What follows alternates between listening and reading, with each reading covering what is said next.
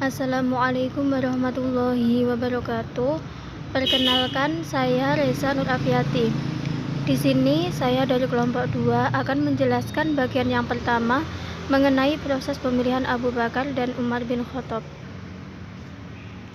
Abu Bakar Asy-Syiddiq lahir pada tahun 572 Masehi dan wafat pada tanggal 23 Agustus 634 Masehi atau 21 Jumadil Akhir. Termasuk di antara mereka yang paling awal memeluk Islam. Setelah Rasulullah wafat, Abu Bakar menjadi khalifah yang pertama Khulafaur Rasyidin pada tahun 632 Masehi. Ia bernama asli Abdullah bin Abi Quhafah. Ia digelari Asy-Syiddiq yang berarti yang terpercaya, setelah ia menjadi orang pertama yang mengakui peristiwa Isra Mi'raj. Pemilihan Abu Bakar Asy-Syiddiq. Khalifah pertama lewat musyawarah wakil-wakil dari kalangan Muhajirin dan Ansor secara terbatas. Pada hari pertama Nabi wafat bertempat di Syakifah Bani Saidah. Kemudian dilanjutkan dengan baiat taat di Masjid Nawawi pada hari kedua Nabi wafat. Saat Nabi wafat, terjadi goncangan, mulai muncul tanda-tanda pemecahan kepemimpinan politik. Antara lain munculnya pendapat bahwa kalangan Ansor mengangkat khalifah sendiri, begitupun dengan kalangan Muhajirin yang juga mengangkat khalifah sendiri. Sementara itu, di sebagian kawasan di Jazirah Arab mulai memperlihatkan tanda-tanda memisahkan diri, bahkan muncul sejumlah orang yang mengaku sebagai nabi. Pada hari wafatnya Nabi, Umar bersama Abu Bakar serta kaum Muhajirin lainnya menuju tempat kaum Ansor berkumpul di Syakifah Bani Saidah. Saat tiba di sana, berdiri juru bicara dari kalangan Ansor yang menyatakan muncul tanda-tanda kaum Muhajirin akan mendominasi mereka di tempat tinggal mereka, Madinah, dan mengambil kekuasaan dari kaum Ansor. Saat itu, dari kalangan Ansor juga muncul usulan agar kaum Ansor memilih khalifah sendiri dan orang-orang Quraisy Muhajirin juga memilih khalifah sendiri, yang disampaikan dengan ungkapan yang berarti akulah pemimpin yang tertinggi. Konon yang berkata demikian adalah Al-Hubab bin Al-Munzir. Sebuah riwayat menyatakan Abu Bakar saat itu menyampaikan, "Kalian mengetahui bahwa Rasulullah pernah bersabda, andai saja manusia menempuh jalan di satu lembah, sementara kaum Ansor menempuh satu jalan, maka pasti akan ku tempuh jalan kaum Ansor. Dan engkau tidak mengetahui wahai Sa'ad, bahwa Rasulullah SAW pernah bersabda, saat itu engkau sedang duduk, sesungguhnya kaum Quraisy lah yang paling berhak menjadi pemimpin. Kebaikan manusia akan mengikuti kebaikan yang ada pada mereka, dan kejelekan manusia akan pula mengikuti kejelekan yang ada pada mereka." Maka Sa'ad berkata, "Engkau benar, kami hanyalah menjadi wasil dan kalianlah yang akan menjadi amir."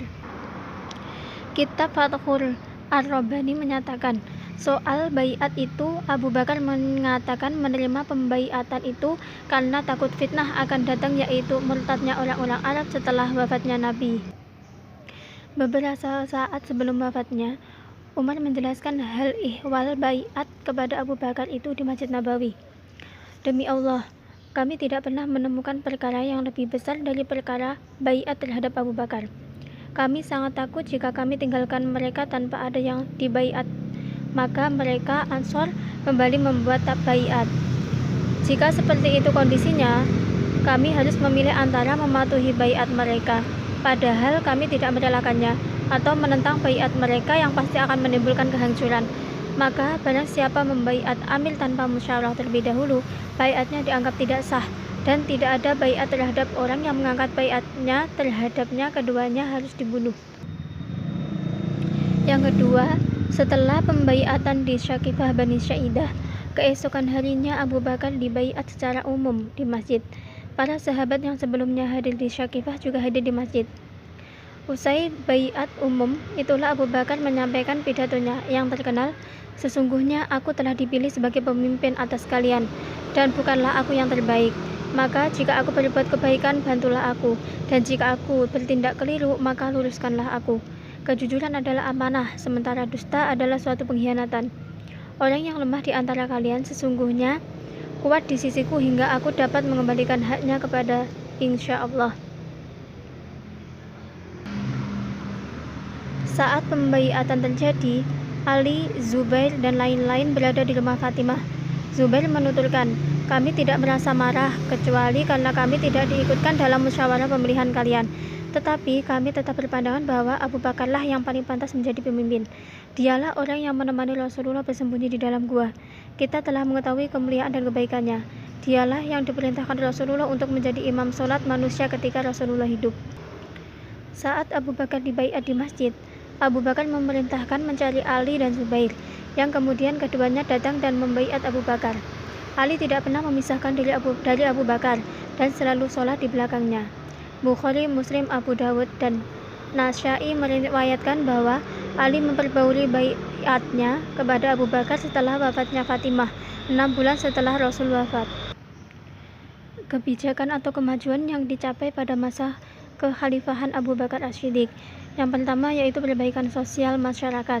Yang kedua, perlunasan dan pengembangan wilayah Islam. Yang ketiga, mengumpulkan ayat-ayat Al-Quran. Dan yang terakhir, sebagai kepala negara dan pemimpin umat Islam. Yang kedua yaitu proses pemilihan Umar bin Khattab. Umar bin Khattab adalah khalifah kedua yang berkuasa pada tahun 634 Masehi sampai 644 Masehi. Dia juga digolongkan sebagai salah satu khulafaur rasyidin. Umar merupakan salah satu sahabat utama Nabi Muhammad yang juga merupakan ayah dari Hafsah, istri Nabi Muhammad. Pergantian khalifah lewat surat wasiat yang dibacakan ke hadapan kaum muslimin. Kemudian kaum muslim memberikan baiat. Menjelang wafatnya, Abu Bakar mewasiatkan jabatan khalifah kepada Umar. Yang menuliskan wasiat itu adalah Utsman bin Affan. Setelah itu, wasiat tersebut dibacakan ke hadapan kaum muslimin dan mereka mengakuinya serta tunduk dan mematuhi wasiat tersebut. Umar adalah yang pertama bergelar Amirul Mukminin. Konon yang pertama memanggilnya demikian adalah Al-Mughirah bin Syu'ban. Umar menyatakan, aku tidak mendapati ada orang yang lebih berhak memegang urusan ini selain dari 6 orang yang Rasulullah rela atas mereka ketika wafatnya. Ke-6 orang itu adalah Utsman bin Affan, Ali bin Abi Thalib, Thalhah bin Ubaidillah, Az-Zubair bin Awwam, Sa'ad bin Abi Waqqas, dan Abdurrahman bin Auf.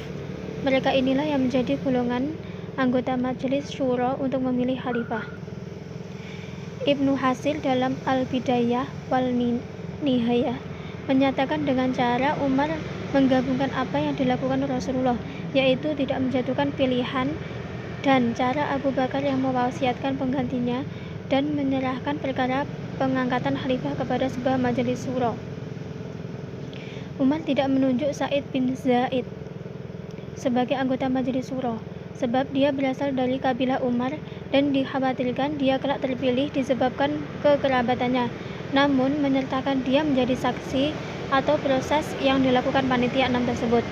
Sa'id bin Zaid adalah salah satu dari 10 orang yang dijamin Rasulullah masuk surga. 9 lainnya adalah Abu Bakar, Umar, Utsman, Ali, Sa'ad bin Abi Waqqas, Abdurrahman bin Auf, Zubair bin Awwam, Thalhah bin Abdullah, dan Abu Ubaidillah bin Jarrah. Sebuah riwayat menyebutkan Umar juga mengecualikan anaknya, Abdullah bin Umar, dari hak terpilih sebagai khalifah karena khawatir jabatan khalifah menjadi jabatan turun-temurun. Kebijakan atau kemajuan pada masa Khalifah Umar bin Khattab. Ada 2 kebijakan yang dilakukan oleh Khalifah Umar bin Khattab. Yang pertama yaitu kebijakan internal, membangun sistem pemerintahan dalam negeri dengan membentuk departemen-departemen yang menangani masalah-masalah sosial, politik, dan sebagainya. Yang kedua yaitu kebijakan eksternal, usaha memperluas wilayah penyebaran Islam keluar Jazirah Arab. Salah satunya penaklukan Persia pada 16 Hijriah di bawah pimpinan Sa'ad bin Abi Waqqas dan mengambil alih kota Yerusalem pada 637 Masehi. Poin yang kedua yaitu mengenai peristiwa Ridho. Di awal pemerintahan Khalifah Abu Bakar telah terjadi peristiwa Ridho secara besar-besaran yang menggoncangkan stabilitas dan eksistensi negara Islam yang telah dibangun oleh Rasulullah SAW. Abu Bakar terpaksa memadamkan pembangkangan itu dengan kekerasan yang dalam sejarah Islam dikenal dengan sebutan Perang Ridho. Peristiwa Ridho pada masa Abu Bakar inilah yang menjadi pijakan pemberlakuan segala macam konsekuensi hukuman bagi orang-orang murtad. Para ulama selalu mencontohkan apa yang telah terjadi pada masa Abu Bakar mengenai ridho sebagai bukti sejarah awal pemberlakuan hukuman ridho. Namun, di era modern ini, doktrin ini mengandung problem untuk bisa diterapkan. Masyarakat modern akan menentangnya. Mereka beranggapan bahwa urusan memeluk agama adalah urusan pribadi yang termasuk dalam hak asasi setiap manusia.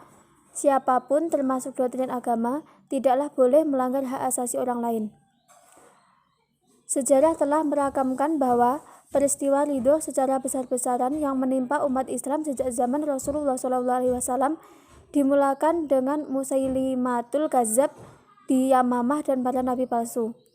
Diperangi Abu Bakar, diikuti ridho di negeri Spanyol yang didalangi pendakwah Kristen ketika akhir zaman Andalus, dan kemudiannya gejala yang menimpa umat Islam di India yang lemah dan goyah akidahnya dengan menganut agama Hindu ketika Kesultanan Molgu berkuasa. Jika diperhatikan, kesemua gejala ridho ini mempunyai dua karakter yang sama, yakni kebencian mendalam orang kafir terhadap muslimin, pemisahan kaum muslimin dari cara hidup dan masyarakat Islam. Tetapi, gambaran lama tentang ridho dan sejak penjajahan Barat terhadap negara-negara Islam, Barat memperkenalkan satu ridho baru yang lebih dahsyat dan tidak pernah dilihat dalam sejarah Islam.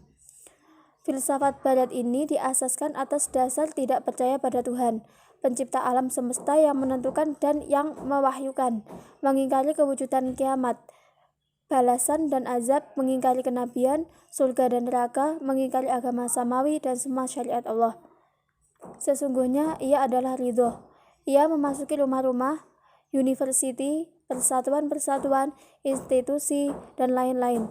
Tetapi kaum muslimin tidak berasa terancam dengannya, karena orang yang berpikiran sekular tidak masuk ke gereja maupun kuil dan mengistiharkan kemurtadannya. Malah mereka juga tidak memisahkan diri dari masyarakat muslim, bahkan duduk bersama mereka, berpakaian seperti mereka dan hidup bersama mereka. Inilah masalah terbesar umat Islam, yakni mereka langsung tidak sadar bahwa ia adalah suatu masalah. Maka pemimpin dan ulama tidak berbuat apa-apa untuk menyelesaikan masalah tersebut. Masalah ini tidak memerlukan perang, revolusi, atau kekerasan untuk menghadapinya. Ia hanya perlukan azam, kesabaran, hikmah, dan penyelidikan. Sebab-sebab terjadinya ridho. Yang pertama yaitu kebodohan. Kebodohan menjadi penyebab utama adanya gelombang permutatan, karena mereka tidak dibandengi dengan ilmu. Oleh karena itu, salah satu cara yang efektif untuk mengantisipasi permutatan adalah dengan menyebarkan akidah dan ilmu yang benar di kalangan masyarakat. Maka, wajib atas bagi orang yang berilmu untuk menjelaskan kepada mereka mengenai hal-hal yang menyebabkan kekafiran tersebut, supaya mereka mengetahuinya, kemudian bisa menghindarinya. Dengan demikian, maka amalan mereka tidak menjadi sia-sia dan tidak kekal di dalam neraka. Yang kedua yaitu kemiskinan. Permutatan seringkali terjadi pada daerah-daerah miskin dan terkena bencana. Banyak kaum muslimin yang mengorbankan keyakinan mereka hanya untuk sesuap nasi dan sebungkus super mie. Yang ketiga yaitu tidak adanya pemerintahan Islam. Hilangnya pemerintahan Islam yang menegakkan syariat Allah membuat musuh-musuh Islam leluasa melakukan permutatan dan menyesatkan terhadap umat Islam. Begitu juga umat Islam tidak akan berani main-main dengan agamanya. Berikut ini beberapa bukti bahwa pemerintahan Islam mempunyai peran penting di dalam menghentikan gelombang permutatan. Para khulafa Rasyidin menegakkan memerangi orang-orang yang murtad dan menghukumi mereka dengan hukuman mati, seperti yang dilakukan oleh Abu Bakar As-Siddiq terhadap Musailamah Al-Kadzab dan para pengikutnya.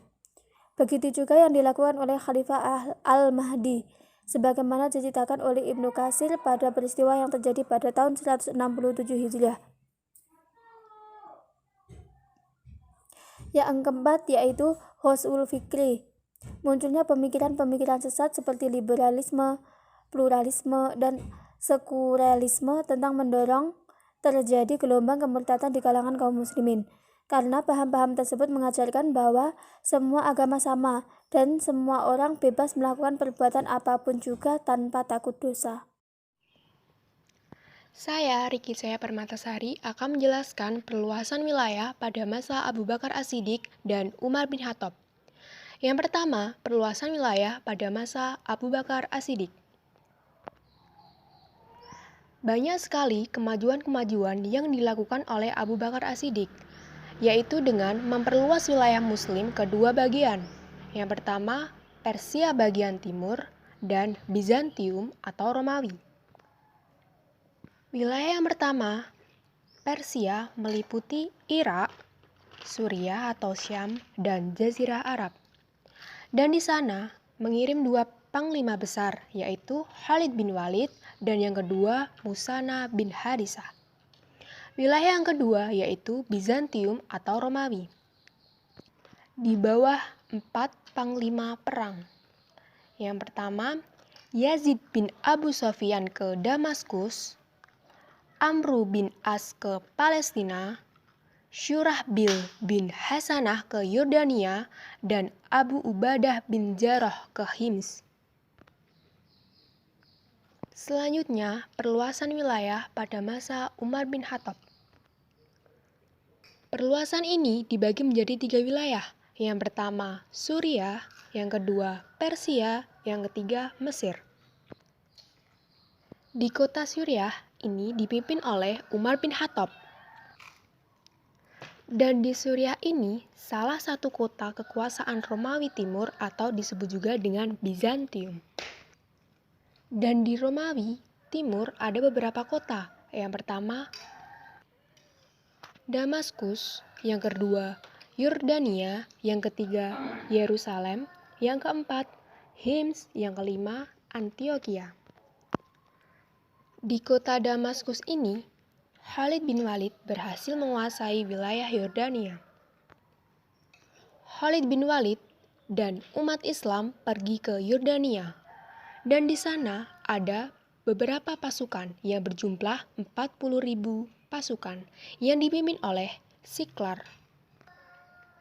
Dan kemudian Siklar dan pasukan mengalami kekalahan dan mereka kabur ke kota Hims.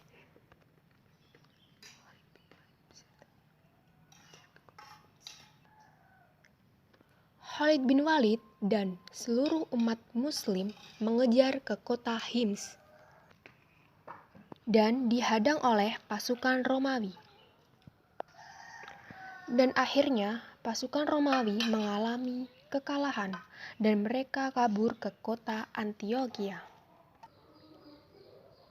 Khalid bin Walid bersama pasukan muslim yang berjumlah 25.000 orang sampai ke kota Antioquia. Kemudian Raja Heraklius menyiapkan pasukannya yang berjumlah 200.000 orang untuk menghadang Khalid bin Walid bersama pasukannya yang dipimpin oleh Theodorus. Dan kemudian pasukan Romawi mengalami kekalahan. Akibat dari peperangan ini, umat Islam 3.000 meninggal dan Romawi 100.000 meninggal. Dan kemudian Umar bin Khattab datang ke kota Yerusalem untuk mengambil syarat penyerahan wilayah Suriah. Wilayah yang kedua adalah Persia. Di Persia terdapat beberapa kerajaan. Yang pertama, kerajaan Hirah atau Irak. Yang kedua, kerajaan Jalula. Dalam penaklukan kerajaan Hirah dipimpin oleh Khalid bin Walid. Di sini terjadi peristiwa peperangan, yaitu dinamakan peperangan Hafir. Dan umat Islam pun berhasil menaklukkan kerajaan Hirah. Mendengar kekalahan pasukan Persia, Raja Persia yaitu Kaisar Yazdajir marah. Sehingga dengan keadaan tersebut, Umar bin Khattab menambahkan pasukannya menjadi 20.000 pasukan yang dipimpin oleh Sa'ad bin Abi Waqqas. Raja Persia yaitu Kaisar menyerahkan pasukannya sejumlah 60.000 pasukan dan Umar juga menambahkan 10.000 pasukan sehingga pasukan umat muslim berjumlah 30.000 pasukan. Dari pihak Persia yang dipimpin oleh Rustam, akhirnya mengalami kekalahan dalam perang tersebut. Raja Persia yaitu Kaisar Yazdajid menyusun kekuatan baru yang berada di wilayah Jalula yang dipimpin oleh Harzad. Dan Harzad pun dapat dikalahkan oleh umat muslim. Tetapi Kaisar Yazid belum menyerah dan mengumpulkan pasukannya Nahawa. Kemudian Umar bin Khattab menambahkan pasukannya yang dipimpin oleh Nu'man bin Makrom. Dan pada akhirnya umat muslim pun memenangkannya. Perluasan wilayah pada masa Umar bin Khattab. Perluasan wilayah ini dibagi menjadi 3 wilayah. Yang pertama Suriah, yang kedua Persia, yang ketiga Mesir. Pada penaklukan kota Suriah dipimpin langsung oleh Umar bin Khattab. Dan di kota Suriah ini adalah salah satu kota kekuasaan Romawi Timur atau yang disebut juga dengan Bizantium. Dan di Romawi Timur ada beberapa kota. Yang pertama Damaskus, yang kedua Yordania, yang ketiga Yerusalem, yang keempat Hims, yang kelima Antioquia. Yang selanjutnya penaklukan wilayah Persia. Di Persia mempunyai beberapa kerajaan bawahan. Yang pertama Hira dan Jalula. Penaklukan wilayah Persia ini di bawah pimpinan oleh Khalid bin Walid. Dan umat muslim pun memenangkannya. Untuk selanjutnya, wilayah Mesir. Di Mesir memiliki beberapa kota. Yang pertama adalah Al-Farama dan yang kedua adalah Babylon. Penaklukan Mesir ini dilakukan oleh Amr bin As karena beliau pernah melakukan perdagangan di Mesir. Pemerintah negara pada masa Abu Bakar As-Siddiq. Periode Abu Bakar begitu singkat, terhitung 632 sampai 634 Masehi. Tetapi pemerintahan Abu Bakar mampu melewati masa-masa kritis, terutama yang berkaitan dengan negara Islam yang baru dia rintis. Tekanan dari luar maupun dari dalam datang secara bergantian, tetapi Abu Bakar mampu melewatinya dengan baik. Peristiwa-peristiwa penting pada pemerintahan Abu Bakar adalah pengiriman militer yang dipimpin oleh Usamah. Pengiriman militer ini bertujuan untuk memerangi orang-orang yang keluar dari Islam, serta orang-orang yang enggan mengeluarkan zakat. Dapat disimpulkan bahwa Abu Bakar sangat tegas dan tepat dalam mengambil kebijakan. Jikalau tidak ada ketegasan dalam mengambil keputusan, kemungkinan yang timbul adalah banyak umat Islam yang keluar dari Islam dan enggan membayar zakat. Yang kedua yaitu pengutusan militer yang dipimpin oleh Khalid.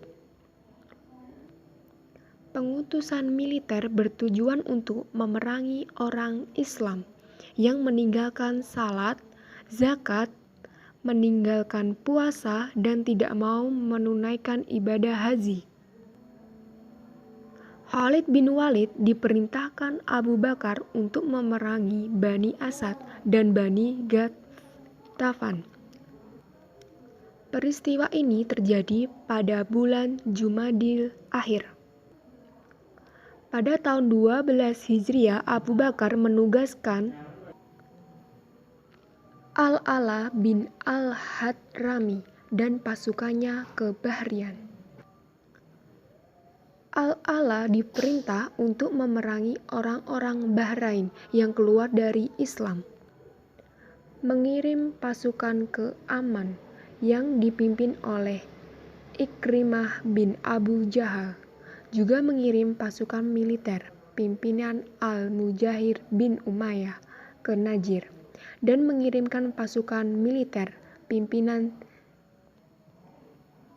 Ziyad bin Labid Al-Ansari untuk memerangi kelompok yang murtad. Dapat disimpulkan bahwa model pemerintahan yang dijalankan oleh Abu Bakar bersifat sentral.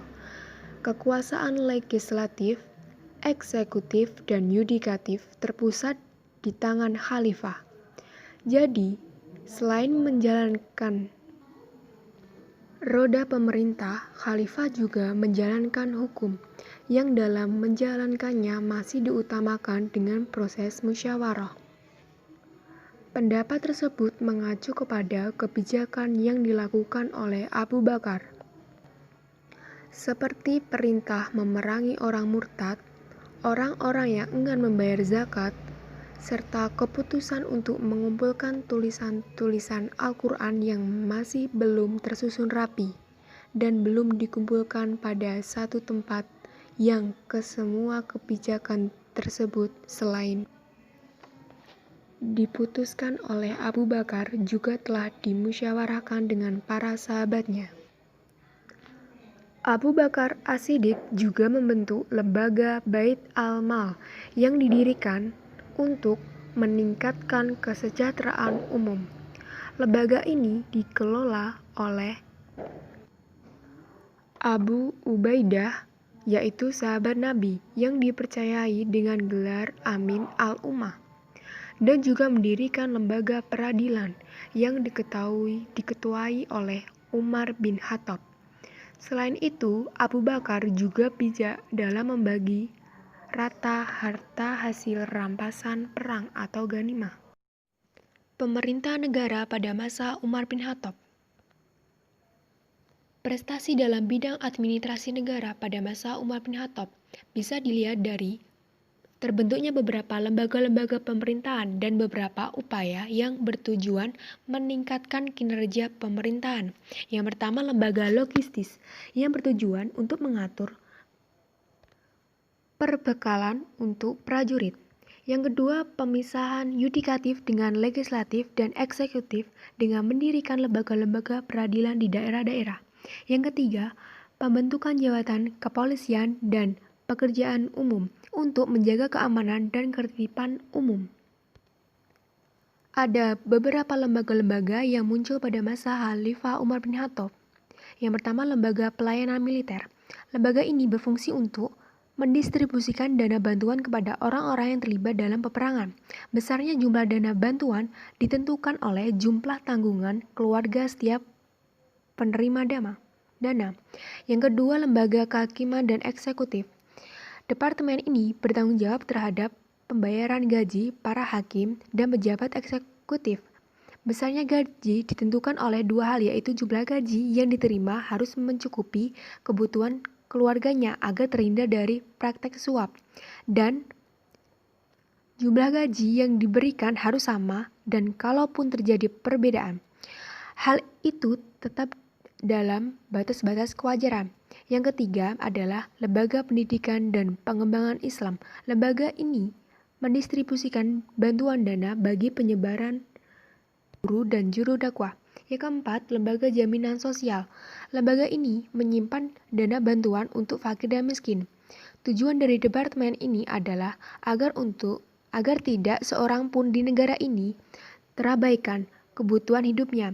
Semua orang yang sakit, usia lanjut, cacat, yatim piatu, janda, dan lainnya, sehingga tidak mampu memperoleh penghidupan sendiri, diberi bantuan keuangan secara tahunan dari Bait al-Mal. Assalamualaikum warahmatullahi wabarakatuh. Saya Rio Fendi Pradana akan melanjutkan materi seterusnya, yaitu harta rampasan perang atau ghanimah. Pendapatan negara pada masa Khalifah Abu Bakar As-Siddiq, selain dari zakat, pendapatan negara juga diperoleh dari hasil rampasan perang. Di sini, harta rampasan perang yang diambil adalah 1/5 atau bisa disebut dengan humus, yaitu seperlima harta dari rampasan perang yang diperoleh kaum muslimin ketika melawan musuh mereka. Kemudian pada masa pemerintahan Khalifah Umar bin Khattab, pembagian ghanimah dibagi menjadi 3 macam, yaitu sofi atau harta rampasan yang dipilih oleh kepala negara, yang kedua 1/5 dari sofi yang dibagikan, kemudian 4/5 yang dibagikan kepada tentara. Pada masa pemerintahan Khalifah Umar itu sendiri terdapat beberapa syarat bagi tentara-tentara Islam yang mendapatkan bagian ghanimah, yaitu yang pertama, tentara hendaknya ikut berperang. Kemudian tentara hendaknya merdeka. Dan yang terakhir yaitu balik. Pada masa ini ada 2 kondisi penjualan harta rampasan yang harus dijual kepada siapa. Yang pertama yaitu menjual harta yang dirampas orang-orang Islam kepada seorang kafir dhimmi. Dan yang kedua, apabila negara terpaksa menjual harta tersebut, maka 1/5 bagian harta tersebut tidak boleh dibeli oleh Amirul Mukminin maupun keluarganya. Ketika orang-orang Islam mendapatkan rampasan, maka harta itu diambil 1/5-nya untuk negara, lalu dibawa ke hadapan Amirul Mukminin supaya dibagikan kepada mereka yang berhak menerimanya dengan sepengetahuan Amirul Mukminin. Oleh sebab itu, maka yang berhak menangani pembagian ghanimah yaitu Amirul Mukminin atau Panglima Perang. Materi selanjutnya yaitu pelimpahan wewenang.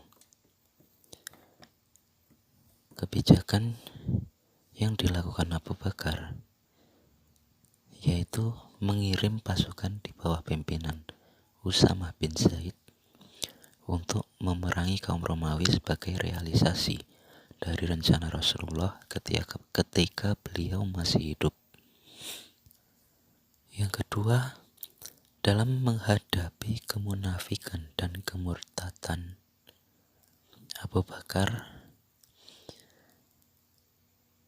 memerangi mereka sampai tuntas, yaitu dengan mengembangkan wilayah Islam keluar Arab. Ini ditunjukkan ke Syria dan Persia. Untuk perluasan Islam ke Syria yang dikuasai Romawi,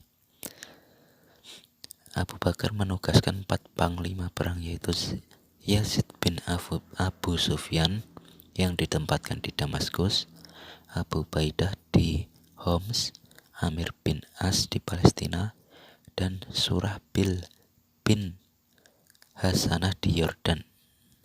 Usaha tersebut diperkuat oleh kedatangan Khalid bin Walid dan pasukannya, serta Musannah bin Harisah. Dalam peperangan melawan Persia disebut sebagai pertempuran berantai. Hal ini karena perlawanan dari Persia yang beruntun dan membawa banyak korban. Selanjutnya pada masa Khalifah Umar bin Khattab. Pada masa ini terdapat istilah al-halli wal aqdi, yaitu wakil-wakil rakyat yang duduk sebagai anggota majelis syuro yang terdiri dari alim ulama dan kaum cerdik pandai yang menjadi pemimpin-pemimpin rakyat dan dipilih di atas mereka. Anggota dewan ini terpilih karena 2 hal, yaitu pertama, mereka yang telah mengabdi dalam dunia politik, militer, dan misi Islam selama 8 sampai dengan 10 tahun. Kedua, orang-orang yang terkemuka dalam hal keluasan wawasan dan dalamnya pengetahuan tentang jurisprudensi dan Quran. Lembaga-lembaga yang disebut dengan ahlu hal wal akdi, diantaranya yaitu majelis syuro atau dewan penasihat. Terdapat 3 bentuk, yaitu dewan penasihat tinggi yang terdiri dari para pemuka sahabat yang terkenal seperti Ali Utsman, Abdurrahman bin Auf, dan lainnya. Yang kedua, dewan penasihat umum, terdiri dari banyak sahabat seperti sahabat Ansor dan Muhajirin dan pemuka berbagai suku. Yang ketiga, dewan antara penasihat tinggi dan umum, beranggotakan para sahabat Ansor dan Muhajirin yang dipilih, yang hanya membahas masalah-masalah khusus. Dalam dewan penasihat umum tadi, yaitu bertugas membahas masalah-masalah yang menyangkut kepentingan umum. Lembaga selanjutnya yaitu Al-Khatib atau Sekretaris Negara, yang diantaranya Abdullah bin Arkam. Selanjutnya Nizamul Mali, Departemen Keuangan, yang mengatur masalah keuangan dengan pemasukan dari pajak bumi, ghanimah, jizyah, fa'i, dan lain-lain. Selanjutnya Nizamul Idari atau Departemen Administrasi, yang bertujuan untuk memudahkan pelayanan kepada masyarakat. Di antaranya adalah Diwanul Jun, yang bertugas menggaji pasukan perang, dan pegawai pemerintahan. Selanjutnya Departemen Kepolisian dan Penjaga, yang bertugas memelihara keamanan dalam negara. Yang terakhir, Departemen Pendidikan dan lain-lain. Materi yang terakhir yaitu sistem pertanahan pada Khalifah Abu Bakar dan Umar. Pada masa Abu Bakar, beliau telah melakukan berbagai ekspansi perluasan ke wilayah-wilayah, ke berbagai negara seperti Irak dan Persia, Syria, Palestina, Roma, Damaskus, dan Yordania. Sedangkan pada masa Khalifah Umar, beliau tidak mau merampas tanah yang sudah ditaklukkan dan tidak pula membagi-bagikan kepada para sahabatnya dengan kewajiban membayar pajak tanah dan jizyah atas setiap orang. Sekian, ada kurang lebihnya dari kami. Kami memohon maaf yang sebesar-besarnya. Billahi taufik wal hidayah. Wassalamualaikum warahmatullahi wabarakatuh.